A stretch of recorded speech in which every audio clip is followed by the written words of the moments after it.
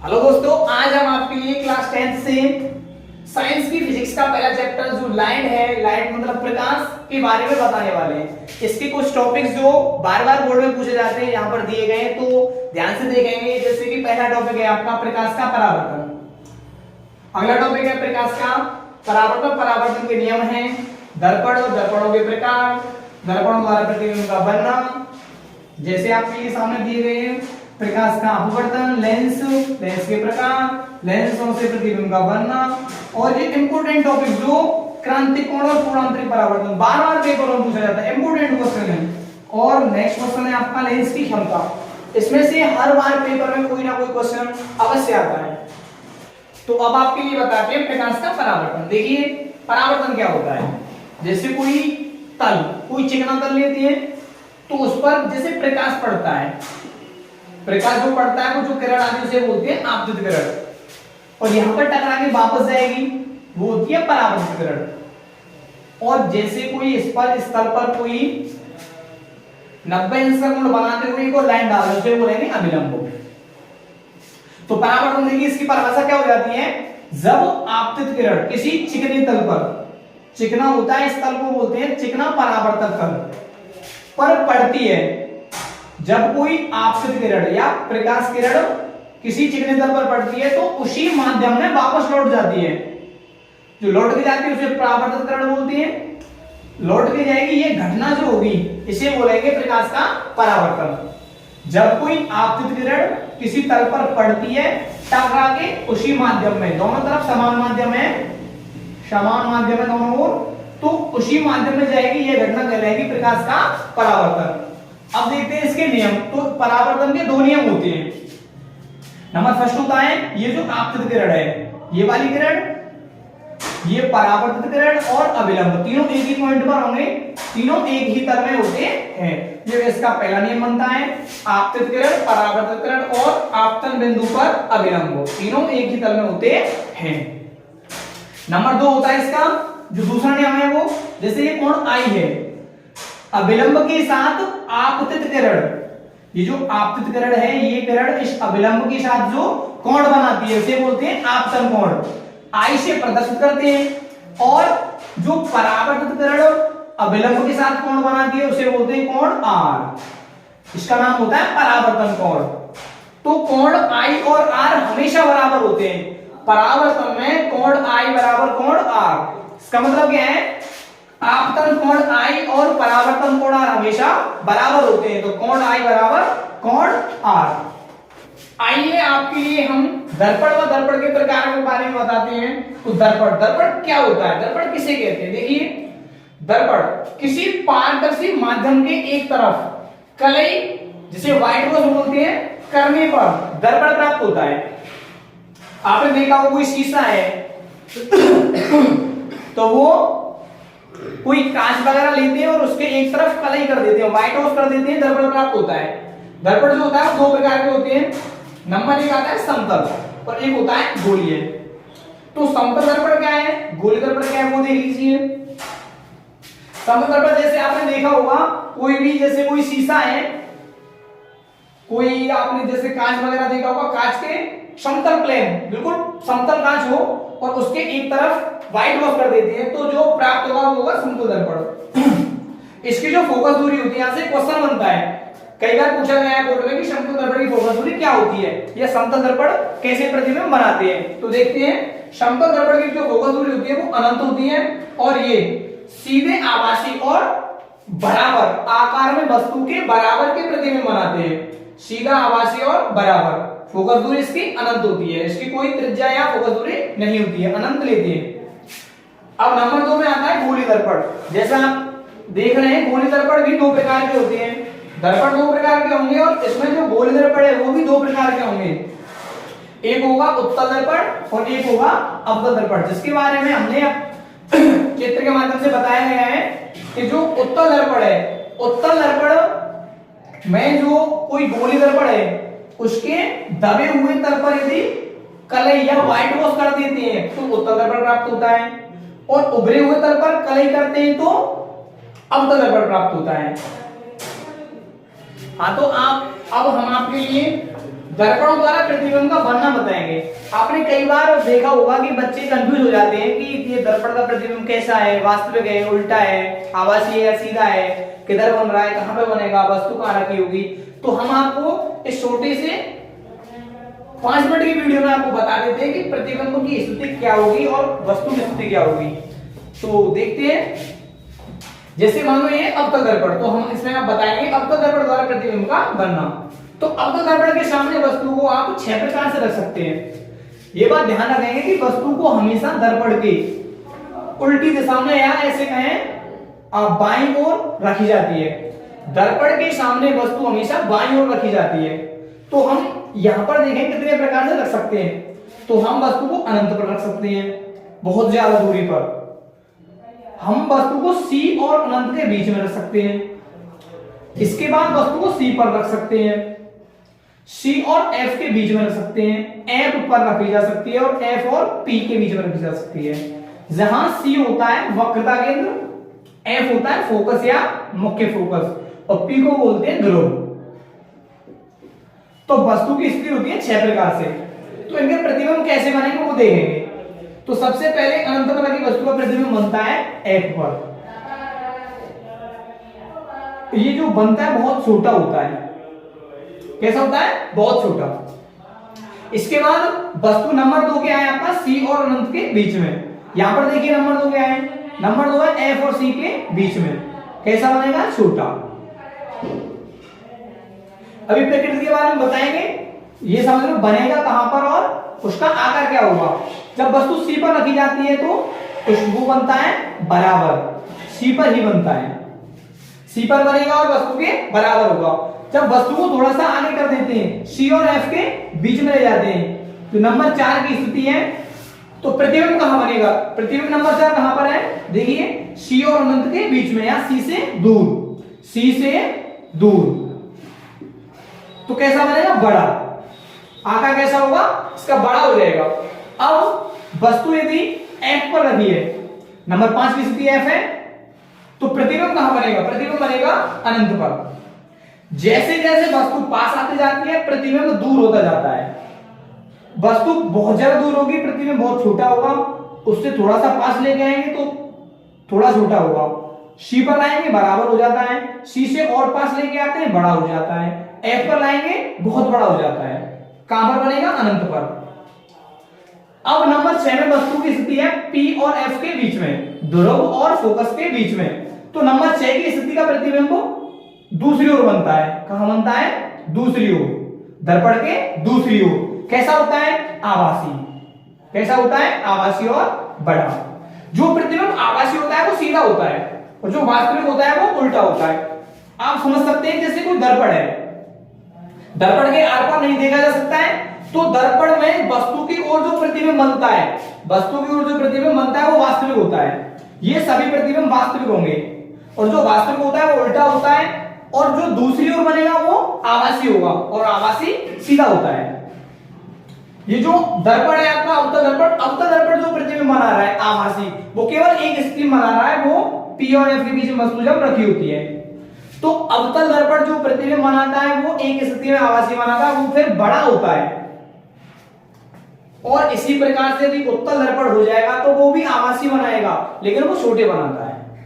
हाँ, तो हम आपके लिए बताते हैं प्रकाश का अपवर्तन और अपवर्तन के नियम, जो एग्जाम कई बार पूछा गया है, तो जानते हैं अपवर्तन के बारे में। तो अपवर्तन क्या है? प्रकाश का अपवर्तन, जब प्रकाश एक माध्यम से दूसरे माध्यम में, किसी माध्यम से और कोई दूसरे माध्यम में जाता है, जैसे वायु से कांच में जाता है, तो वह अपने मार्ग से हट जाता है या विचलित हो जाता है। इस घटना को प्रकाश का अपवर्तन कहते हैं। जब प्रकाश एक माध्यम से दूसरे माध्यम में जाता है तो अपने मार्ग से हट जाता है, यह घटना प्रकाश का अपवर्तन कहलाती है। इसके 2 नियम होते हैं। अब अपवर्तन के नियम देखते हैं क्या होते हैं। पहला नियम है इसका, आपतित किरण, जो ये किरण है इसका, इसे आपतित किरण बोलते हैं। जो प्रकाश किरण आती है, अपवर्तन के बाद जो किरण जाती है उसे अपवर्तित किरण बोलते हैं। और इस तल पर जो 90 अंश कोण बनाते हुए एक रेखा खींची जाए उसे अभिलंब बोलते हैं। तो क्या है देखिए, आपतित किरण, अपवर्तित किरण और ये अभिलंब, ये तीनों एक ही बिंदु पर हैं, तो इसे कह सकते हैं ये तीनों एक ही तल में होते हैं। आपतित किरण, अपवर्तित किरण और अभिलंब तीनों एक ही तल में होते हैं। इसका दूसरा पॉइंट होता है, ये होता है कोण आई, ये होता है कोण आर। इसे बोलते हैं कोण आई को बोलते हैं आपतन कोण, और आर होता है आपका अपवर्तन कोण। तो कोण आई, आपतन कोण की ज्या, इसका साइन लेते हैं, आई का लेते हैं साइन, साइन को बोलते हैं हिंदी में ज्या। तो आपतन कोण की ज्या और आर, इसे बोलते हैं अपवर्तन कोण की ज्या। आपतन कोण की ज्या और अपवर्तन कोण की ज्या, दोनों का जो अनुपात होता है, दोनों का जो अनुपात है वो एक नियतांक होता है, स्थिरांक होता है, इसे नियतांक कहते हैं। इस अनुपात को क्या कहते हैं? नियतांक, जिसे हम n से प्रदर्शित कर सकते हैं। अच्छा, इसमें एक चीज और है, जैसे कि प्रकाश किरण जब किसी एक माध्यम से दूसरे माध्यम में जाती है तो कैसे जाएगी वो देखेंगे। मान के चलो विरल से, मान के चलो वायु से कांच में जा रही है, तो यहां पर जो वायु है इसे विरल कहेंगे और कांच को बोलते हैं सघन। मतलब क्या है, जिस माध्यम में प्रकाश की चाल अधिक होती है, जिस माध्यम में प्रकाश की चाल अधिक होती है उसे कहते हैं विरल, जिसमें होती है कम उससे उसे बोलते हैं सघन। तो जब प्रकाश विरल से सघन में जाता है तो ये जो अभिलंब है इस अभिलंब की ओर झुक जाता है। जब विरल से सघन में जाता है तो अभिलंब की ओर झुक जाता है। और यदि ऐसा होता, यहां पर कांच होता और इसमें ये वायु होती, तो इस अभिलंब की झुकने की बजाय वो उससे दूर हट जाता। जैसे इसका ऐसे जाना चाहिए था, लेकिन ये अब ऐसे करके जाता। ऐसा कब होता? जब कांच से वायु में जाता, अभिलंब से दूर हट जाता। लेकिन अभी क्या है, वायु से कांच में जा रहा है, अभी क्या है, वायु से कांच में जा रहा है, तो क्या होगा, अभिलंब की ओर झुक जाएगा। तो समझ में आया?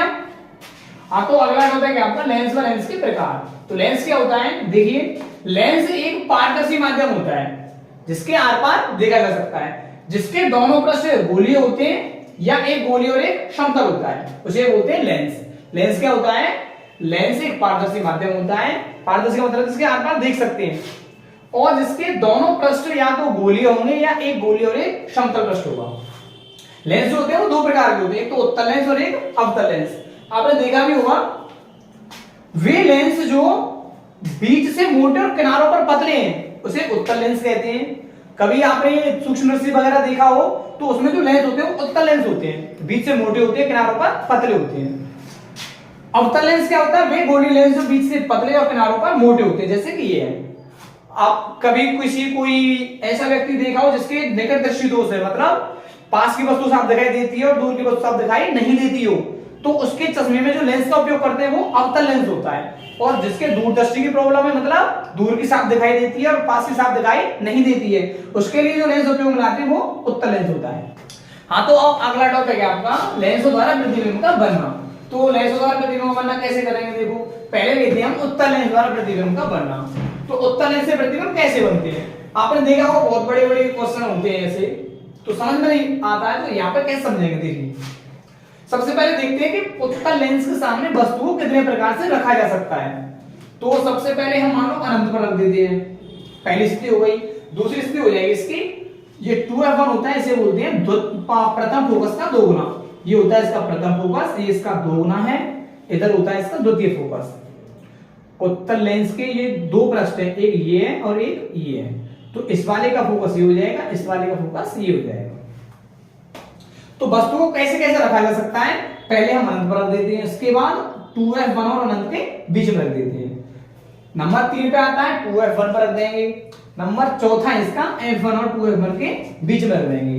पांचवा नंबर है f1 पर और छठवां नंबर हो जाएगा O। इस पॉइंट को बोलते हैं O, प्रकाशिक केंद्र। O क्या होता है? प्रकाशिक केंद्र। तो प्रकाशिक केंद्र या प्रकाशिक बिंदु भी बोल सकते हैं इसे।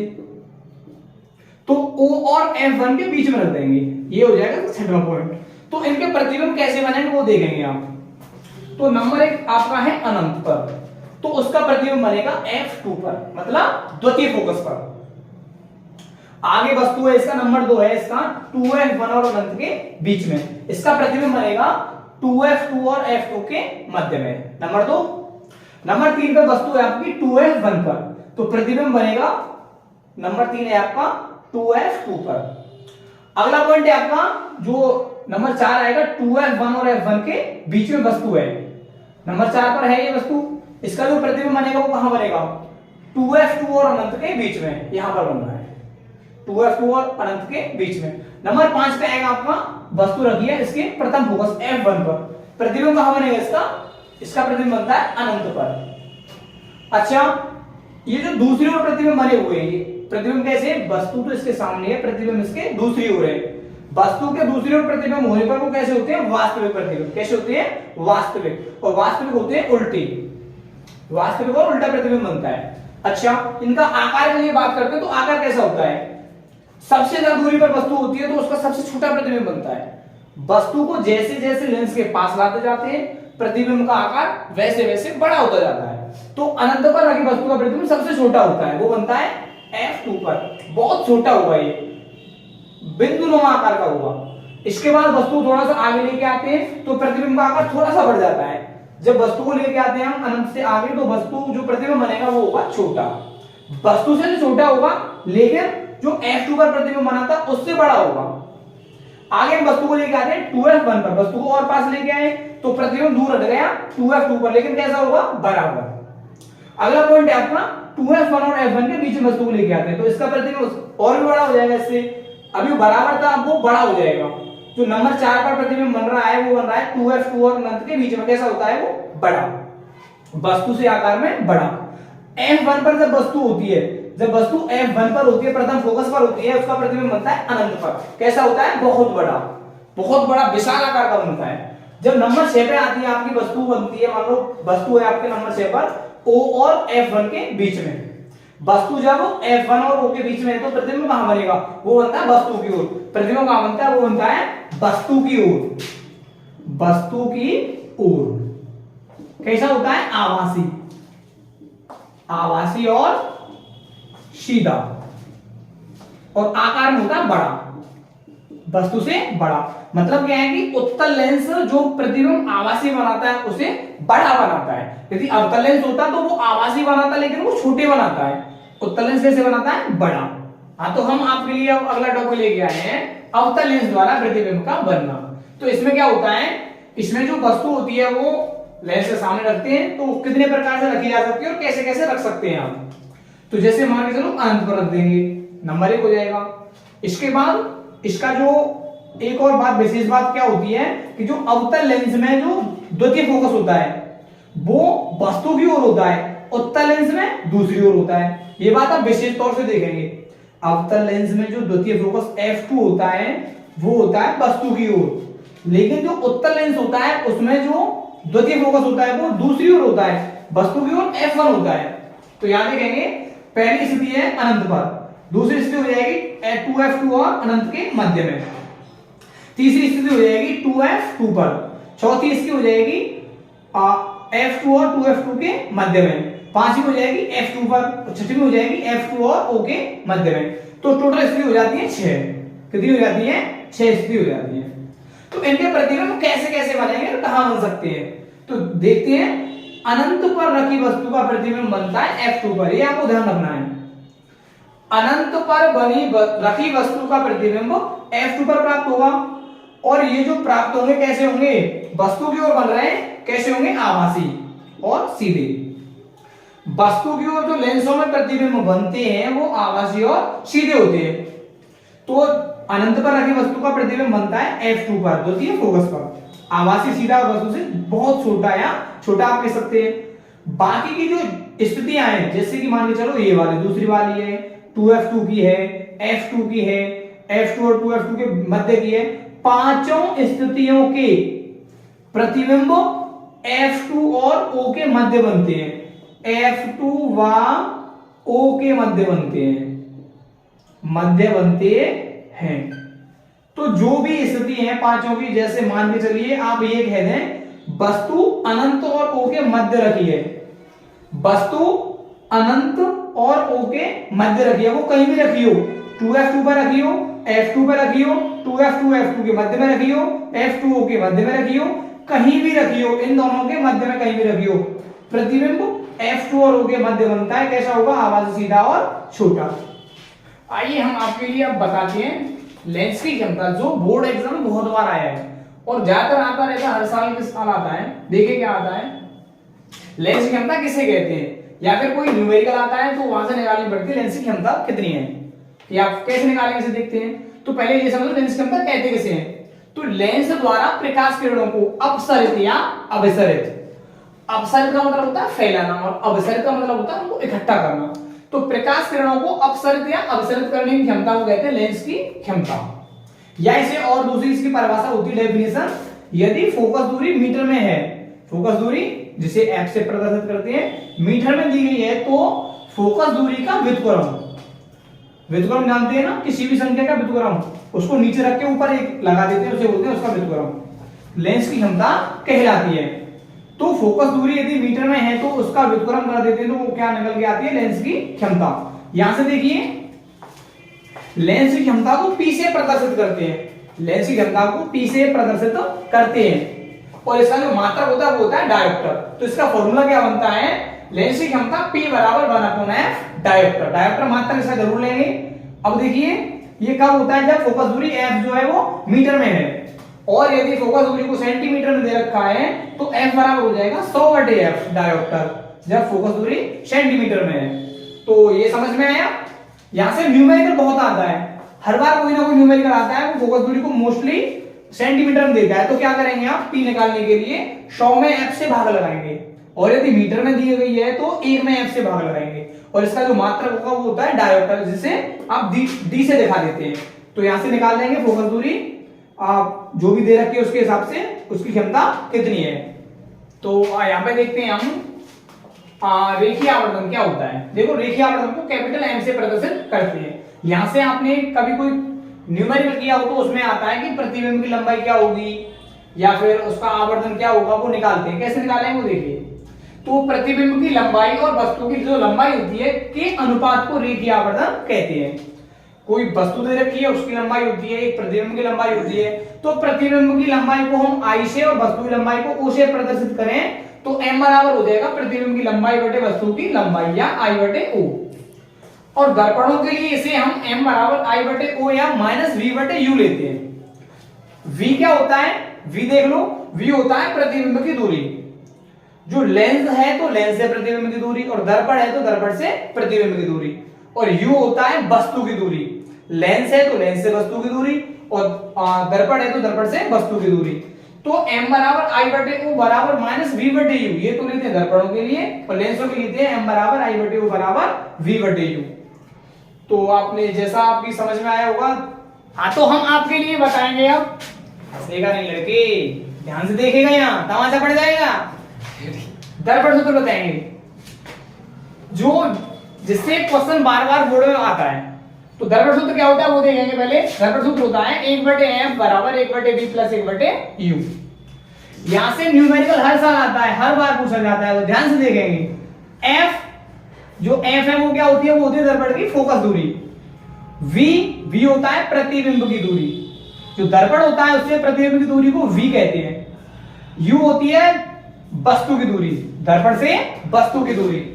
जैसे कि आप यहां पर देख सकते हैं, जैसे एक अवतल दर्पण है आपके सामने, यहां से कुछ दूरी पर जो u है वस्तु a भी रखी है, दर्पण से u दूरी पर वस्तु a भी रखी है, जिसका प्रतिबिंब a' जिसका प्रतिबिंब a' बनता है, तो वस्तु की दूरी को तो u कहते हैं, जो प्रतिबिंब की दूरी है दर्पण से उसे v कहते हैं, और इसका जो फोकस है f है, इसकी दूरी को P से फोकस F की दूरी को F कहते हैं। देखिए जो दर्पण सूत्र है इसके आधार पर जो बोर्ड में क्वेश्चन आता है, 10th के बोर्ड में जो क्वेश्चन आता है वो किस प्रकार से आता है।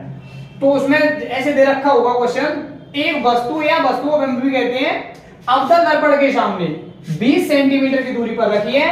दर्पण की फोकस दूरी दे रखी होगी, जैसे यहाँ पर 15 सेंटीमीटर है, 15 सेंटीमीटर है। प्रतिबिंब की स्थिति और प्रकृति ज्ञात कीजिए। आपको प्रतिबिंब किस दूरी पर बनता है वो निकालना है, और उसकी प्रकृति क्या है। प्रकृति में आता है आभासी है या वास्तविक है या कैसा है। देखिए तो सबसे पहले हल करने के लिए क्या करना है आपको, जो दे रखा है वो निकाले, वो पहले लिख लेंगे। यहां पर दिया है, क्या दे रखा है, दर्पण के सामने वस्तु रखी है 20 सेंटीमीटर की दूरी पर, तो वस्तु की दूरी को क्या कहते हैं, u। तो u बराबर है 20 सेंटीमीटर, और u को हमेशा नेगेटिव लेते हैं। जो वस्तु होती है दर्पण के सामने रखी होती है वो हमेशा नेगेटिव ली जाएगी। दर्पण की फोकस दूरी 15 सेंटीमीटर है, हम फोकस दूरी को f से प्रदर्शित करते हैं, तो f कितना है, 15 सेंटीमीटर। अच्छा, दर्पण अवतल है तो ये भी नेगेटिव होगी, उत्तल दर्पण के लिए f प्लस तक ले जाता है। प्रतिबिंब की स्थिति मतलब आपको क्या करना है, v ज्ञात करना है। तो फॉर्मूला लगाएंगे 1/f बराबर 1/v प्लस 1/u। यहां लगाएंगे दर्पण सूत्र से, दर्पण सूत्र आपको आता है 1/f बराबर 1/v प्लस 1/u। आपको क्या याद करना है, आपको v निकालना है, तो v को यहीं रहने देंगे, u वाला टर्म इधर लेके आते हैं, तो 1/f minus 1/u is equal to 1/v। जैसा आपके सामने ये वैल्यू दिया गया है v, f और u का, वो यहां पर नोट कर लेते हैं। f का मान कितना है, 15 सेंटीमीटर रखेंगे, 1/15 कैसा है, माइनस का है, माइनस का लेंगे, माइनस u का वैल्यू है 20 सेंटीमीटर, वो भी नेगेटिव है तो माइनस का 20 बराबर 1/v। आगे देखते हैं, 1/15 माइनस का आएगा, माइनस माइनस का मल्टीप्लाई करते हैं प्लस हो जाता है, 1/20 इज इक्वल टू 1/v। जैसे आपने पहले कभी फ्रैक्शन किया होगा, भिन्न किया होगा, ऐसे इसको अब आप सॉल्व करेंगे। तो यहां से जो हर 15 और 20 है इसका एलसीएम कितना हो जाएगा, कितना होता है, इसका हो जाता है 60, शाबाश। तो 15 कैसे में डिवाइड करेंगे, कितने टाइम जाएगा, 4 टाइम। 4 का माइनस 1 से गुणा कर देंगे, कितना हो जाएगा, माइनस का 4 प्लस 20 से इसमें डिवाइड दे दो, कितने टाइम जाएगा, 3 टाइम। 3 का 1 से गुणा कर दिए तो कितना हो जाता है, 3 बराबर 1/v। या माइनस का 4 है, प्लस का 3 है, माइनस का ज्यादा है तो माइनस का 1 बचेगा, upon 60 is equal to 1/v। Cross multiply कर लेते हैं, यहां से क्या हो जाता है, माइनस का v इज इक्वल टू 60 या v is equal to minus का 60 सेंटीमीटर। अब देखो ध्यान से, यहां पर v कैसा आया है, नेगेटिव। v कैसा आया है, नेगेटिव। नेगेटिव आने का मतलब है जिधर वस्तु रखी थी उधर ही प्रतिबिंब प्राप्त होता है। तो दर्पणों में जिधर वस्तु रखी होती है उधर प्रतिबिंब बनने का मतलब है वो वास्तविक है। तो दूरी तो ये हो जाएगी आपकी v बराबर 60 सेंटीमीटर नेगेटिव, और जो प्रकृति आपकी हो जाएगी वास्तविक। वास्तविक होगा, और वास्तविक उल्टे होते हैं, वास्तविक व उल्टा। हाँ, तो हम आपके लिए बताएंगे लेंस सूत्र। देखो लेंस सूत्र होता है 1/f बराबर 1/v माइनस 1/u। और अभी आपने देखा था दर्पण सूत्र होता है 1/f बराबर 1/v, उसमें प्लस आ जाता है। दर्पण सूत्र होता है 1/f बराबर 1/v प्लस 1/u। तो जो क्वेश्चन है आपका पहले चैप्टर से फिजिक्स में इन्हीं से क्वेश्चन पूछेगा, जो न्यूमेरिकल आएगा इन दो सूत्रों पर आधारित होगा, या ये समझ लिए इनका उपयोग उसमें करना है। तो देखिए कैसे करेंगे क्वेश्चन। क्वेश्चन कैसा हो सकता है, कोई वस्तु उत्तल लेंस के सामने 20 सेंटीमीटर की दूरी पर रखी है या 10 सेंटीमीटर दूरी पर रखी है। लेंस की फोकस दूरी जैसे यहां पर 20 है, कुछ भी हो सकता है। प्रतिबिंब की स्थिति ज्ञात कीजिए और उसकी प्रकृति ज्ञात कीजिए। देखो कैसे करेंगे।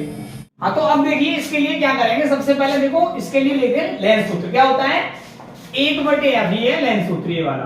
1/f बराबर 1/v माइनस 1/u।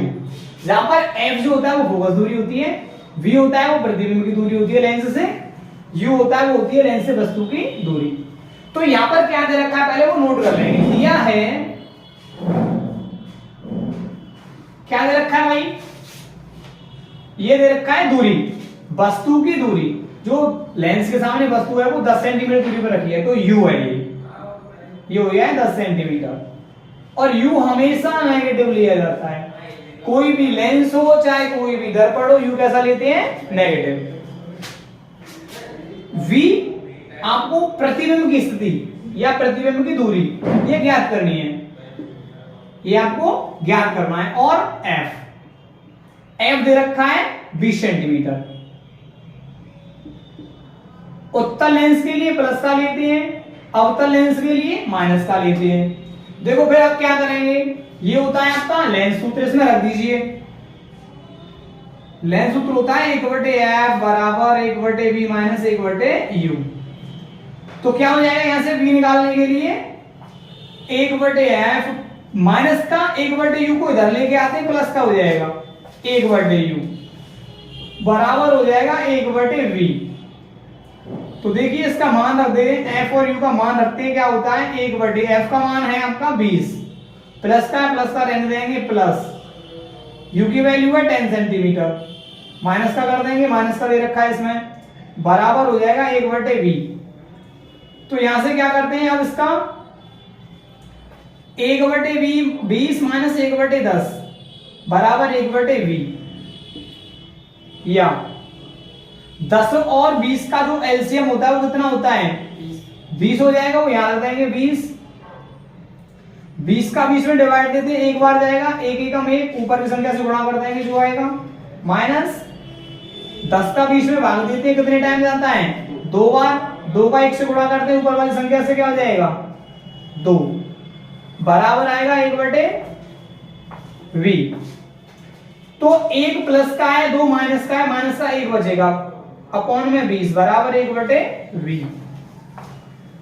अब देखिए क्या हो जाएगा, क्रॉस मल्टीप्लाई कर देते हैं, इसका अंश इसके हर से, इसका अंश इसके हर से गुणा करता है, तो माइनस का v इज इक्वल टू 20, या v बराबर माइनस का 20 सेंटीमीटर। अब देखिए यहां पर इसे और क्या लिख सकते हैं, आपको v इज इक्वल टू आ गया 20 सेंटीमीटर नेगेटिव। समझ लीजिए, अब ये तो इसकी स्थिति हो गई, जो प्रतिबिंब होगा वो 20 सेंटीमीटर की दूरी पर बनेगा लेंस से। माइनस का है, इसका मतलब है वस्तु जिधर है उधर ही प्रतिबिंब बनता है। अब एक और बात समझ लीजिए, लेंसों में v यदि माइनस का है तो प्रतिबिंब आभासी होता है, कैसा हो जाएगा आभासी। और यदि दर्पणों में आता माइनस का तो वो वास्तविक होता, और आभासी कैसे होते हैं, सीधे, आभासी सीधा। समझ में आ रहा है, तो ये आपकी प्रतिबिंब की स्थिति हो गई, 20 सेंटीमीटर की दूरी पर बनेगा, और ये आपकी उसकी प्रकृति हो गई। हाँ, तो हम आपके लिए दृष्टिदोष बताएंगे जो बोर्ड एग्जाम में बार बार पूछा जाता है। क्वेश्चन बनता है यहां से कि निकट दृष्टिदोष क्या है, या फिर दूरदर्शी दोष क्या है, या जरा दृष्टि दोष, या जरा दूरदर्शिता। देखिए इसमें क्या होता है, ये 3 दोष होते हैं जो इंपोर्टेंट हैं, जो पेपर में बार बार पूछे जाते हैं। तो यहां से सबसे पहले निकट दृष्टि दोष के बारे में समझ लेंगे। निकट दृष्टि दोष में क्या होता है कि पास की वस्तुएं साफ दिखाई देती हैं, लेकिन दूर की वस्तु साफ दिखाई नहीं देती हैं, और जो दूर बिंदु होता है वो पास आ जाता है। आपने देखा होगा जो दूर बिंदु है, जैसे कि आप अनंत तक साफ देख सकते हैं, लेकिन वो अनंत पर साफ ना देखे उससे कुछ पहले आ जाता है, वो 1 या 2 मीटर तक आप साफ देख पाते हैं, लेकिन उसके बाद आप साफ नहीं देख पाते, तो वो होता है आपका निकट दृष्टि दोष। जो प्रतिबिंब होता है वो आपके वस्तु का प्रतिबिंब नेत्र के रेटिना पे बनता है, जिसे आप दृष्टिपटल बोलते हैं। यहाँ पर क्या होता है, यदि निकट दृष्टि दोष हो जाता है तो जो प्रतिबिंब बनता है वो रेटिना के आगे बनता है, जो नेत्र का रेटिना भाग होता है उसके आगे बन जाता है। इसका जो कारण है वो क्या है, इसके कारण में फोकस दूरी कम हो जाती है, जो नेत्र लेंस या नेत्र का होती है उसकी फोकस दूरी कम हो जाती है। अब इसके बाद इसका जो निवारण है वो कैसे करेंगे, इसके निवारण के लिए यहाँ पे लिखा हुआ है अवतल लेंस। जो अवतल लेंस होता है उसका प्रयोग चश्मे में किया जाता है, उचित क्षमता के अवतल लेंस का प्रयोग चश्मों में किया जाता है, इसका निवारण हो जाता है। अब इसके बाद आता है दूरदर्शी दोष। दूरदर्शी दोष क्या है, देखिए दूरदर्शी दोष का मतलब है दूर की वस्तुएं साफ दिखाई देती हैं, लेकिन पास की वस्तु साफ दिखाई नहीं देती। जो निकट बिंदु होता है वो दूर हट जाता है, जैसे कि आपका जो निकट बिंदु होता है वो होता है 25 सेंटीमीटर। आप 25 सेंटीमीटर तक देख सकते हैं। इससे कम पर यदि कोई नहीं दिखाई दे रही है वस्तु तो कोई प्रॉब्लम नहीं है, लेकिन 25 सेंटीमीटर वस्तु दिखाई नहीं देती है तो आपके प्रॉब्लम मानी जाती है। तो जो निकट बिंदु है 25 सेंटीमीटर का वो थोड़ा सा दूर हट जाता है, और वस्तु का जो प्रतिबिंब होता है वो रेटिना के पीछे जाके बनता है। जो रेटिना होता है उसके पीछे प्रतिबिंब बनता है। कारण क्या होता है इसका कारण होता है फोकस दूरी का बढ़ जाना। दूरदर्शी दोष में जो नेत्र की जो फोकस दूरी होती है अभिनेत्र लेंस की वो थोड़ी सी बढ़ जाती है, वो बढ़ जाती है तो दोष प्रॉब्लम, ये प्रॉब्लम आती है हमको। अच्छा, इसका निवारण क्या करते हैं? इसके निवारण के लिए जो उचित क्षमता के उत्तल लेंस होते हैं उनका उपयोग किया जाता है। इसके बाद आता है जरा दृष्टि दोष। तो जरा दृष्टि दोष क्या होता है? आपने देखा होगा जो बुजुर्ग लोग होते हैं जिनकी आयु बढ़ जाती है वो चश्मों का प्रयोग करते हैं देखने के लिए, तो उनके जो प्रॉब्लम होती है मोस्टली जरा दृष्टि दोष होता है। वो क्या होता है, जैसे कि धीरे धीरे उम्र बढ़ती है तो उम्र बढ़ने के साथ साथ नेत्र की जो संवेदन क्षमता होती है वो कम होती चली जाती है, जो मांसपेशियां होती हैं वो थोड़ी सी कमजोर पड़ जाती हैं, तो वस्तु ना तो ज्यादा दूर की साफ दिखाई देती है और ना ज्यादा पास की। अच्छा, तो जब दूर की साफ दिखाई नहीं दे रही है, पास की भी साफ दिखाई नहीं दे रही तो क्या होगा? तो दोनों दोष एक साथ हो जाते हैं, निकट दृष्टि दोष और दूरदर्शी दोष। जैसे कि मान के चलो आपका बहुत ज्यादा दूर वस्तु साफ दिखाई नहीं दे रही है या फिर थोड़ी सी पास की वस्तु साफ दिखाई नहीं दे रही है तो दोष हो जाएगा जरा दृष्टि दोष। इसके निवारण के लिए क्या करते हैं? इसका निवारण होता है द्वैफोकसी लेंस। जो ऊपर तो जो चश्मे पहनते हैं बुजुर्ग लोग, उनके चश्मे में ऊपर की तरफ होता है अवतल लेंस और नीचे होता है उत्तल लेंस, जिसे बोलते हैं आप द्वैफोकसी लेंस। तो जरा दृष्टि दोष को दूर करने के लिए द्वैफोकसी लेंसों का प्रयोग किया जाता है।